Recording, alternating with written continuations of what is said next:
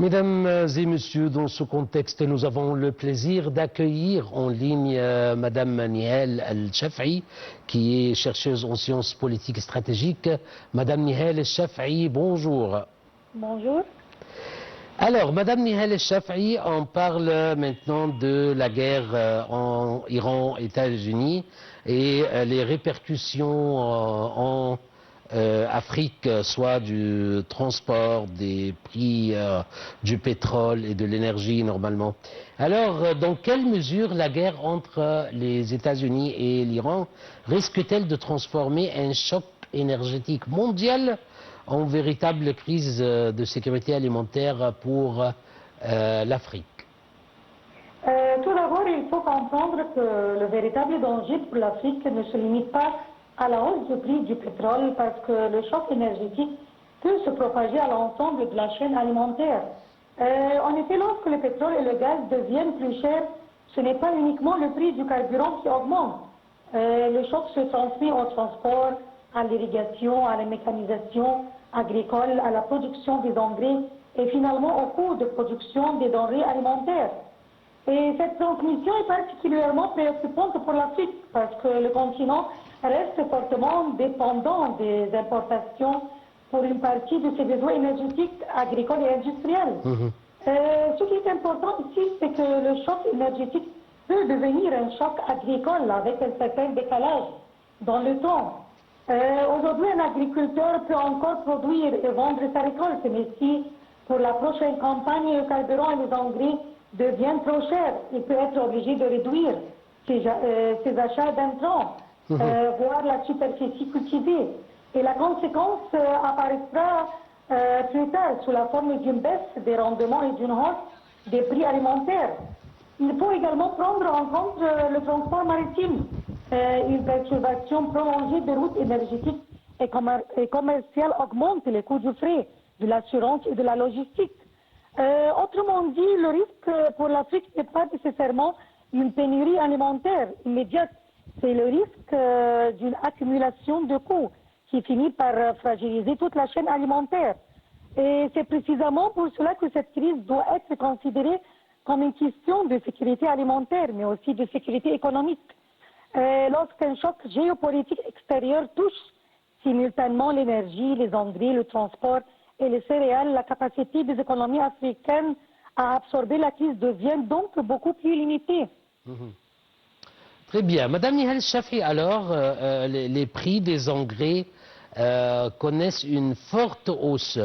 De votre point de vue, quel pourrait être l'impact de cette situation sur les agriculteurs africains, les rendements et les prix des denrées alimentaires aussi? Il faut regarder les engrais comme le maillon invisible qui peut déterminer la récolte de demain parce que leur hausse de prix touche directement la capacité de production des agriculteurs. La Banque mondiale estime que les prix des engrais ont augmenté de 35% au cours des 5 premiers mois de 2026 par rapport à la même période de l'année précédente, avec une pression particulièrement forte sur le prix de l'urée. Mais au-delà de ce chiffre, ce qui est important, c'est le mécanisme économique. Parce que pour un petit agriculteur, une hausse importante du prix des engrais n'est pas toujours absorbable. Il peut décider d'en acheter moins, de réduire sa superficie cultivée ou de diminuer d'autres dépenses nécessaires à son exploitation. Et lorsque l'utilisation des engrais diminue, les conséquences ne sont pas forcément immédiates. C'est justement ce qui rend le phénomène dangereux. La décision prise aujourd'hui peut se traduire par une baisse des rendements plusieurs mois plus tard. Et là, on entre dans un véritable effet domino.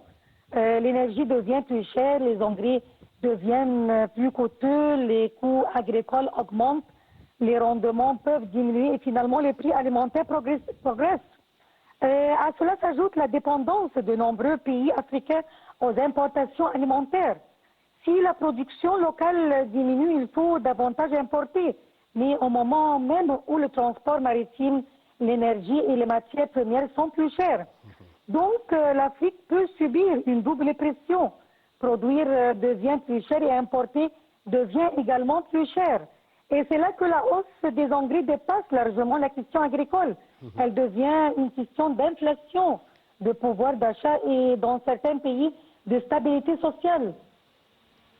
Oui, alors, Madame Nihal El-Shaf'i, cette crise ne montre-t-elle pas les limites d'une forte dépendance africaine aux importations d'énergie, d'engrais ou de produits alimentaires? Justement, cette crise révèle une contradiction profonde pour l'Afrique. Le continent possède une grande partie des ressources nécessaires à sa sécurité alimentaire, mais il ne contrôle pas encore suffisamment les chaînes de valeur qui permettent de transformer ces ressources en richesse et en sécurité. L'Afrique dispose des terres agricoles considérables, de ressources en gaz, de phosphate et d'un potentiel important en matière d'énergie renouvelable. Mais parallèlement, elle reste dépendante des importations pour une partie de ses engrais, de son énergie et de ses produits alimentaires. Il faut donc aller au-delà du simple objectif d'augmenter la production agricole. Il faut produire davantage d'engrais sur le continent, développer la transformation locale, améliorer les capacités de stockage, moderniser les réseaux de transport et renforcer les échanges entre les pays africains. Mais je voudrais apporter une nuance importante. La souveraineté alimentaire ne signifie pas que chaque pays africain doit chercher à produire absolument tout ce qu'il consomme.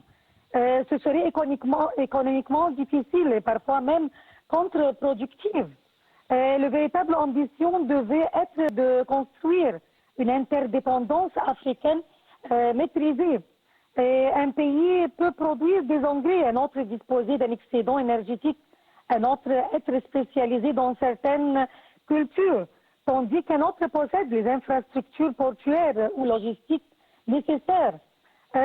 Donc, avec la zone de libre-échange continentale africaine, cette complémentarité peut progressivement devenir une véritable stratégie économique. Et finalement, la question n'est pas seulement comment réduire les importations, la question beaucoup plus stratégique est comment faire en sorte qu'une plus grande partie de la valeur ajoutée reste en Afrique.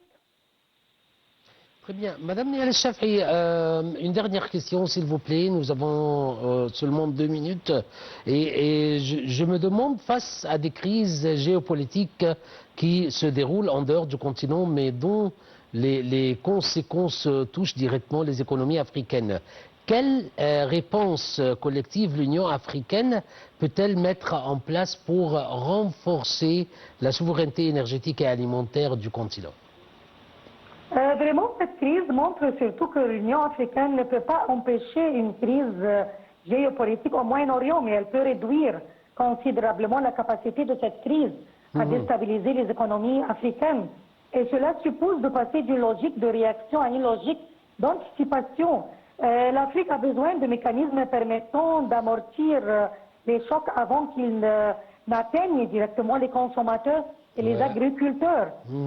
Cela pourrait passer par des stocks stratégiques régionaux de céréales et d'engrais, une meilleure coordination des achats, le développement de capacités africaines de production d'engrais et le renforcement des infrastructures de transport et de stockage. Il faut également réfléchir à la question énergétique. Plus l'Afrique développe ses propres capacités énergétiques, ses interconnexions électriques et ses énergies renouvelables, moins elle sera exposée aux fluctuations extérieures. Mais il y a également une dimension géopolitique. Si les pays africains négocient séparément face à des marchés mondiaux en crise, leur pouvoir de négociation reste limité. À l'inverse, un marché continental de plus d'1 milliard de consommateurs peut devenir un véritable levier économique. Donc, pour moi, la réponse africaine doit être collective. Stock, production, infrastructure, achat groupé, énergie et commerce intra-africains doivent être pensés comme les différentes composantes du même politique de résilience. Et c'est là que la crise actuelle peut finalement devenir une opportunité. Elle oblige l'Afrique à comprendre que la sécurité alimentaire ne relève plus uniquement de l'agriculture. Elle relève désormais de l'énergie, de l'industrie, de la logistique et finalement de la souveraineté stratégique. Madame Nihal El-Shaf'i, vous êtes chercheuse en sciences politiques et stratégiques. Je vous remercie infiniment pour votre intervention. Mesdames et messieurs, c'était la fin de notre émission, Voix du continent. Je vous remercie pour votre attention et votre suivi. Restez toujours sur Nile TV International avec une nouvelle transmission en langue anglaise dans quelques minutes. Vous souhaitons une excellente fin de journée.